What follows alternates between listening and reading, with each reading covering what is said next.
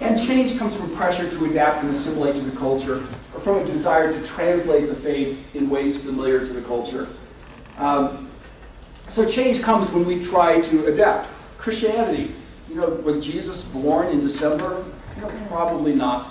But there were a lot of other things going on in December, and Christians historically consider that a wise time to celebrate the birth of Christ. Similarly, Hanukkah, how do you translate it to the broader culture? One way in which it's easier to do so is by making some comparisons, by pointing to it as a celebration.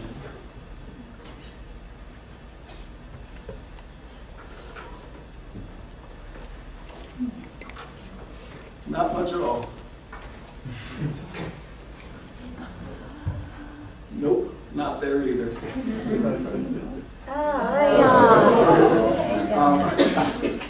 The Roman Catholic Church, we do see many more significant changes. This is in the early 60s. Some of you might remember Bishop Fulton Sheen really had incredible television presence, absolutely transformative. People began to see the Catholic Church in a whole new way. Of course, when John Kennedy was elected, all of a sudden the Catholic Church was seen in the United States in a different way, and the also extremely cool, Pope John the 23rd, when he was chosen as Pope, he was 77 years old. People chose him as a filler, a stopgap Pope, someone who would be tired, and he would just hang out there for a few years. And probably no one's been more instrumental in at least the last 500 years in changes in the Roman Catholic Church. So shortly after he became Pope, there was a large Vatican Council, and it resulted in a number of changes in worship. So this is in November 26, 1964, is when the first changes happened. And again, it's difficult to imagine if you weren't a part of it, but before that time, the priest would be up front, would face away from the people. The Mass became celebrated, not said. The Mass was then not all said in Latin, but said in English, and laity participated. So in general, I want you to see this trend, if you're unfamiliar with this, a huge trend.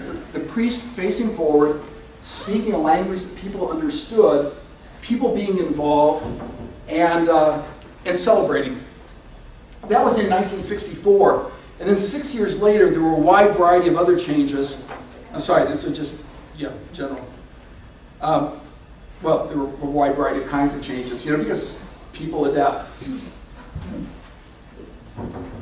In 1970 came the New Order of the Mass, and the Old Testament was read in Mass, Psalm was included. So all of a sudden, Scripture was seen in a different light. I taught at St. Joseph's University in West Hartford, Connecticut. I taught priests and nuns when I was in finishing my PhD, and they were very excited because they had a Protestant teaching them Scripture, and it was just very, very unusual for them.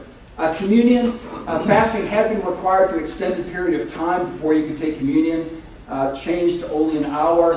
Communicants didn't have to kneel down, they could stand, they could take both bread and wine, they could actually hold the host in their hand, hold the body in their hand.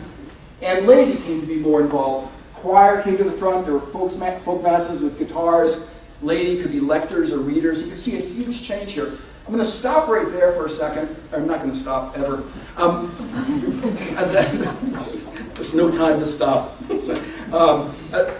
But just to say, what's interesting is some of you who are Catholic may know that on November 27th of this year, there are going to be a number of other changes.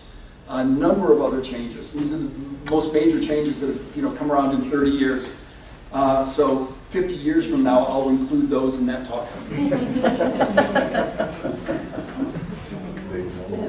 How has worship changed in the last 50 years?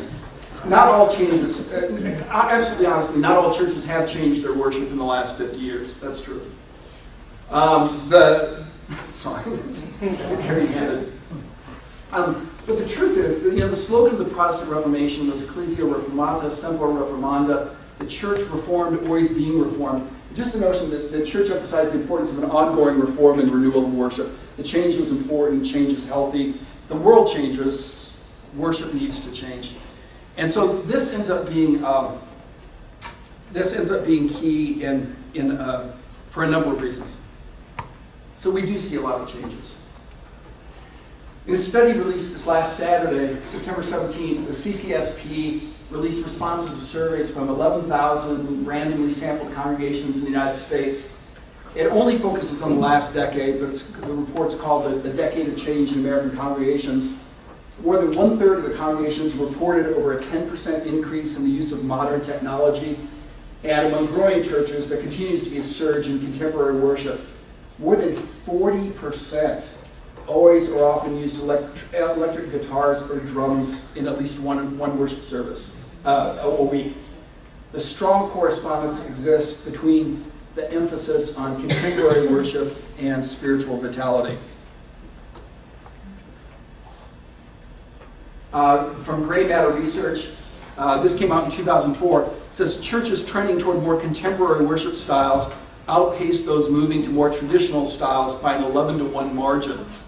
Larger churches, those led by younger ministers, were the ones most likely to see significant shift toward more contemporary styles.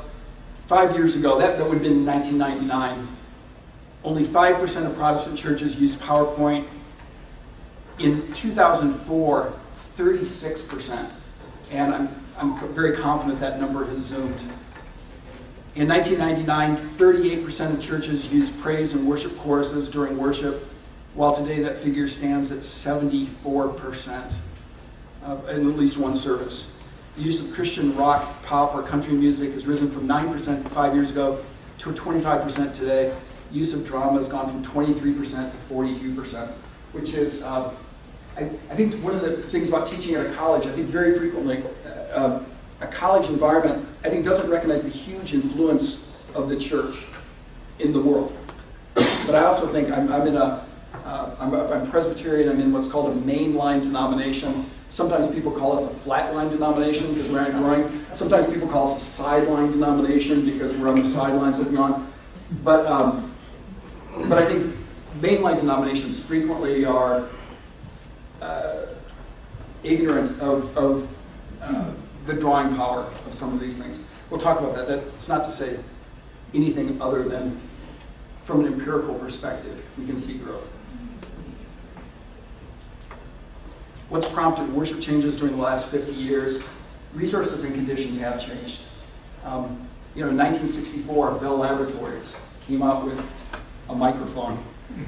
And you think, well, that's resulted in huge changes. And microphones, computers, presentation systems have been transformational in how, not in the act of worship, but in how worship has been done.